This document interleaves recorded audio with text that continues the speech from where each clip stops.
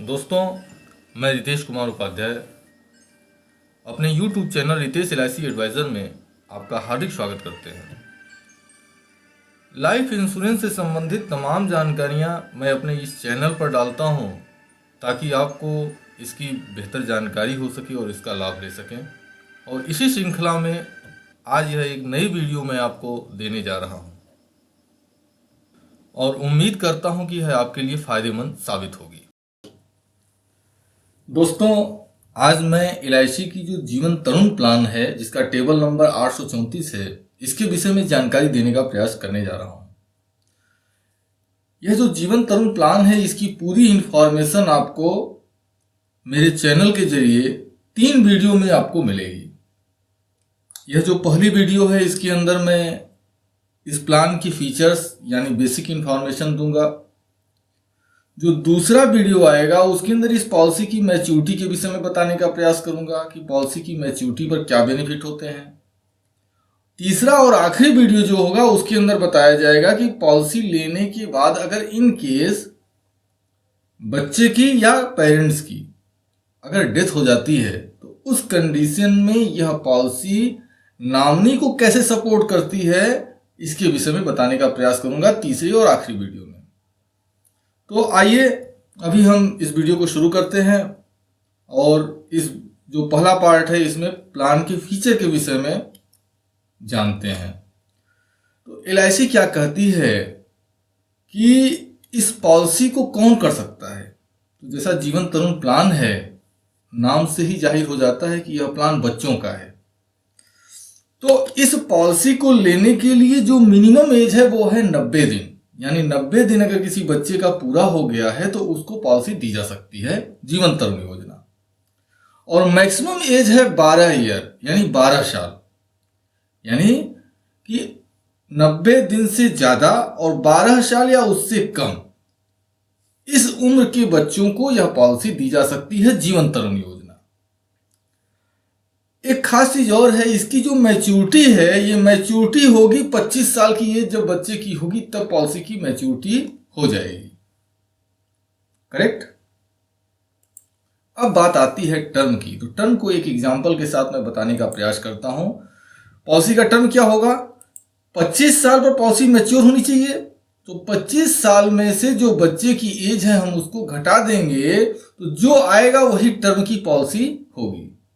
Example के लिए देख लीजिए, 25 में से मान लेते हैं कोई बच्चा 7 साल का है, हम उसका बीमा करने जा रहे हैं तो 25 में से 7 घटा दिए, यानी पॉलिसी का टर्म कितना होगा, 18 साल।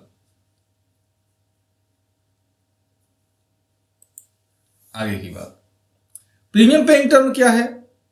प्रीमियम पेइंग टर्म है कि 20 साल की एज जब तक बच्चे की होती है तब तक पॉलिसी मैच्योर हो जानी चाहिए। LIC कहती क्या है कि यह जो जीवन तरुण योजना है 20 साल जब एज बच्चे की हो तो उस समय तक जो प्रीमियम का जो बर्डन है पेरेंट्स के ऊपर से हट जाए, अब प्रीमियम जमा न करना पड़े। तो इसके लिए प्रीमियम पेइंग टर्म को जानने के लिए क्या करना होगा, 20 में से हम बच्चे की एज को घटा देते हैं। जैसे एग्जांपल के तौर पर मान लेते हैं 7 साल का बच्चा है तो इसकी प्रीमियम पेइंग टर्म क्या होगी, तो 20 में से 7 हम घटा दिए यानी 13 साल। कहने का मतलब यह है, देखिए साधारण भाषा में समझने के लिए इसको ऐसे समझ लिया जाए कि 25 साल पर बच्चे की एज जब हो तो पॉलिसी मैच्योर्ड हो जाए, बच्चे को पेमेंट मिल जाए ताकि बच्चा उस अपनी जरूरतों को पूरा करने के लिए पैसे का उपयोग कर सके। और पेरेंट्स के ऊपर जब बच्चा 20 साल का हो उस समय के बाद, मतलब 20 साल की उम्र जैसे ही बच्चे की हो तो पेरेंट्स के ऊपर प्रीमियम जमा करने का बोझ ना हो। तो मैं समझता हूं कि यह चीजें क्लियर हो गई होंगी। आइए देखते हैं आगे क्या है। आगे बात आती है सम एश्योर्ड की। तो इस पॉलिसी में जो मिनिमम सम एश्योर्ड है वो है 75,000, यानी अगर ये कोई करना चाहता है तो कम से कम 75,000 रुपए का बीमा कर सकता है। लेकिन 75,000 रुपए का बीमा करने के बाद उससे आगे का बीमा करना हो तो 5,000 के गुणक में बीमा किया जा सकता है कितने सम एश्योर्ड तक? 1 लाख के सम एश्योर्ड तक। यानी क्या हो गया? 80,000 का बीमा हो जाएगा, 85,000 का बीमा हो जाएगा, 90,000 का बीमा हो जाएगा, 95,000 का बीमा हो जाएगा, 1 लाख का बीमा हो जाएगा। यानी 75,000 से 1 लाख के बीच में 5,000 के गुणक में बीमा किया जा सकता है। और यदि आप चाहते हैं 1 लाख से ऊपर का बीमा लेना या कस्टमर को देना, तो उसके लिए क्या है कि 10,000 के गुणक में आप बीमे को कर सकते हैं। यानी 1 लाख, 1,10,000, 1,20,000, यानी 1 लाख के बाद 5,000 का गुणक नहीं रहेगा। 1 लाख के बाद 10,000 के गुणक में यह बीमा होगा। यानी 1,10,000, 1,20,000, 1,30,000, इस तरह से करके आप बीमा दे सकते हैं।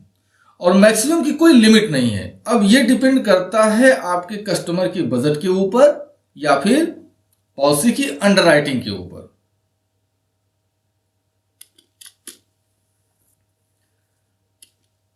अब आती है प्रपोजर एज।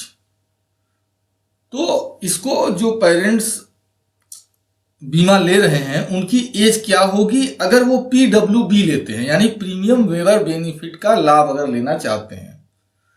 तो प्रीमियम वेवर बेनिफिट का लाभ लेने के लिए पिता की जो मिनिमम एज है या जो पेरेंट्स है, जो प्रपोजर है, उसकी मिनिमम एज 18 साल होनी चाहिए और मैक्सिमम एज 55 साल होनी चाहिए। मॉड अवेलेबल क्या है, यानी किस किस विधि में पॉलिसी को ये किया जा सकता है। तो इस पॉलिसी को अगर आप सालाना लेना चाहते हैं तो ले सकते हैं। यदि सालाना लेते हैं पॉलिसी को तो हर साल आपको प्रीमियम जमा करनी होगी। हाफ ईयरली लेते हैं कर सकते हैं, क्वार्टरली लेना चाहते हैं कर सकते हैं, मंथली लेना चाहते हैं कर सकते हैं। लेकिन मंथली में है क्या कि 2 विधि से ही आप कर सकते हैं, या तो ECS विधि से, यानी बैंक के माध्यम से आपका पैसा कटेगा और LIC में चला जाएगा, या तो फिर सैलरी सेविंग स्कीम के माध्यम से। एक कंडीशन और है मॉड रिबेट की। मॉड रिबेट की क्या कंडीशन देखिए, ईयरली मॉड में अगर पॉलिसी ली जाती है तो 2% की टेबुलर प्रीमियम में छूट मिल जाएगी, और हाफ ईयरली मॉड में अगर ली जाती है पॉलिसी को तो 1% टेबुलर प्रीमियम में छूट मिल जाएगा। देखिए एक वीडियो मैंने इसके लिए बनाया हुआ है कि मॉड रिबेट और हायर सम एश्योर्ड रिबेट के जरिए कस्टमर को अच्छा फायदा कैसे मिल सके, इसके लिए प्रॉपर एक मैंने वीडियो बनाया हुआ है। तो डिस्क्रिप्शन में मैं उसका लिंक डाल दूंगा, या तो फिर ये यहाँ पर ऊपर में यहाँ एक जो है आई का आइकॉन बना होगा, आप यहाँ पर क्लिक करके उस वीडियो का जो टाइटल है वो टाइटल दिया हुआ है how to save service tax. तो मैं कहूँगा कि एक बार उस वीडियो को जरूर देखिए। और यदि आपने पुरानी कोई पॉलिसी की हुई है, जब से सबसे पहले जब आप पूरी वीडियो को देख लेंगे तो आपको ये पता चल जाएगा कि उसमें क्या मैसेज है। तो उसका डिस्कशन आप कस्टमर से कीजिए। तो 2 फायदे हैं। पहला फायदा इसमें आपका भी है और दूसरा बेनिफिट कस्टमर का भी है। कस्टमर का यह फायदा है कि वो जब ये पूरा डिस्कशन आप कस्टमर से करेंगे तो कस्टमर का पैसा बचेगा, तो कस्टमर चाहेगा अपना पैसा बचाना। दूसरा, आपका जो सर्विसिंग का जो खर्च है, सर्विसिंग की जो टेंशन है वो कम हो जाएगी। तो मैं कहूँगा कि how to save service tax वाला जो वीडियो है उसको आप जरूर देखिए। आइए देखता हूं अब क्या है। मॉड रिबेट की बात हुई, अब बात करते हैं हायर सम एश्योर्ड रिबेट की।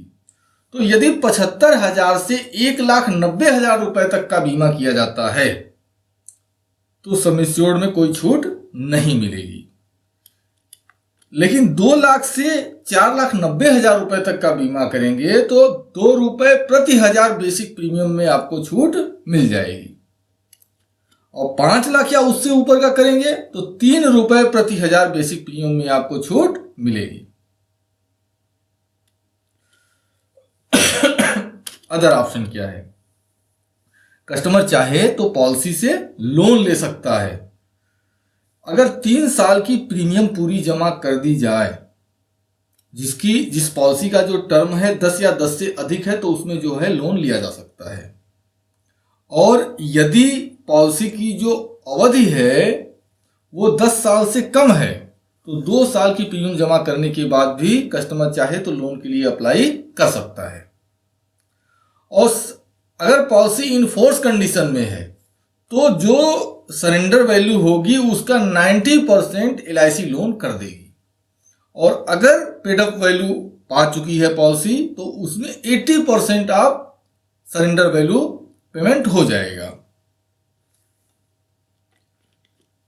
नॉमिनेशन, देखिए होता क्या है कि जब बच्चा 18 साल से अवस्था कम होती है तो उस कंडीशन में जो प्रपोजर है वो प्रपोजर ही वास्तव में प्रीमियम चूंकि वही जमा कर रहा है तो गार्जियन भी वही है और नॉमिनी भी वही है। लेकिन है क्या, जैसे ही जो बच्चा है वो 18 साल की उम्र पूरा कर लेता है तो उसके बाद अब कस्टमर को नॉमिनेट करना पड़ता है, यानी उस बच्चे को अपना नॉमिनेशन बनाना पड़ता है, अपने पॉलिसी में नॉमिनी नियुक्त करना होता है। तो यदि आपने कोई पुरानी पॉलिसी कर रखी है जिस बच्चे की एज 18 साल से ऊपर हो चुकी है, तो मेरा कहना यह है कि पुरानी पॉलिसियों में भी यही नियम है कि 18 साल से अगर ऊपर की एज हो गई है और आपने कम उम्र में पॉलिसी की थी तो उसमें उसको सजेस्ट कीजिए कि नॉमिनी अपनी पॉलिसी में नियुक्त कर दें। तो इस पॉलिसी में भी नियम सेम उसी तरह से है कि जैसे ही 18 साल की उम्र पूरा करेगा बच्चा तो फिर उसको नॉमिनी बनाना होगा। दोस्तों, आपने हमें अपना कीमती समय दिया, इसके लिए बहुत बहुत धन्यवाद। Thank you very much. यदि आपको कोई इंक्वायरी है, आपको जानना चाहते हैं, तो हमारे व्हाट्सएप के नंबर 9415 84 84 10 पर आप हमसे संपर्क कर सकते हैं। लेकिन आपसे रिक्वेस्ट यह है कि प्लीज़ कॉल ना करें हमें। और यह हमारा मेल आईडी है, मेल आईडी के जरिए भी हमें संपर्क कर सकते हैं। यदि आप मुझसे मेरी सोशल नेटवर्किंग साइट से जुड़ना चाहते हैं तो google.com पर रितेश LIC एडवाइजर डालकर अगर सर्च करते हैं तो गूगल आपको मेरी तमाम सोशल नेटवर्किंग साइट से आपको जोड़ सकता है। मतलब जो सोशल नेटवर्किंग साइट है उनके लिंक दे देगा, आप उनसे उसके जरिए आप मुझसे जुड़ सकते हैं। दोस्तों, एक बात और है, यदि आप मेरे व्हाट्सएप के नंबर पर आप हमसे संपर्क करते हैं तो आपसे निवेदन है कि आप अपना पूरा नाम, पूरा पता, पिन कोड के साथ अपना व्यवसाय, और व्यवसाय में यह जरूर चिन्हित करें कि अगर आप LIC के एडवाइज़र हैं, विकास अधिकारी हैं, तो आप उसे ज़रूर लिखें और अपना कोड नंबर डालना न भूलें। और एक रिक्वेस्ट आखिरी में और है कि व्हाट्सएप के नंबर पर जो मैसेज आप कर रहे हैं तो बिना वजह के आप अगर मैसेज न करें तो अच्छा होगा। दोस्तों, मैं जानता हूँ आप अपना कीमती समय निकालते हैं और उससे आप हमारी वीडियो को देखते हैं, और इसके लिए मैं दिल से आपको धन्यवाद देता हूँ। और इसी के साथ मैं अपनी इस वीडियो को समाप्त करता हूँ। Thank you very much.